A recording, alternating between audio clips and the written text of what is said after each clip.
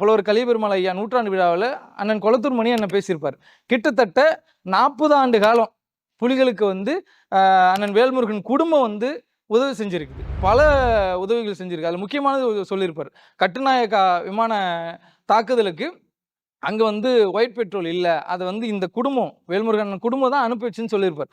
அப்படிப்பட்ட ஒரு தொடர்ந்து இந்த மண்ணுக்காகவும் மக்களுக்காகவும் போராடக்கூடிய வேல்முருகன் அண்ணன் தமிழ் தேசிய போராளியா, இல்லை நீ ஒன்றுமே பண்ணாமல் வெறும் வாயை வச்சுக்கின்னு ஒரு தமிழீழ விடுதலை போராட்டத்தை கொச்சைப்படுத்தி அங்கே நீங்கள் அவர் பேசுகிறத பார்த்துருப்பீங்க. நம்ம ஒரு இளைஞர்கள்கிட்ட இந்த விடுதலை போராட்டத்தை பற்றி சொல்லணும்னா அங்கே நடந்த போராட்டங்கள் சொல்லணும், அவங்களுடைய தியாகத்தை பேசணும். அதை விட்டுட்டு தேசிய தலைவர் வந்து சோப்பு வந்து காலி ஆயிடுச்சுன்னா இன்னொரு சோப்பை ஒட்டி அவர் வந்து சோப்பை பயன்படுத்துவார். இதுவா நம்ம ஒரு விடுதலை போராட்டத்தை இளைஞர்களை கொண்டு போய் சேர்க்க வேண்டிய வியாபாரத்துக்காக பயன்படுத்தினார்?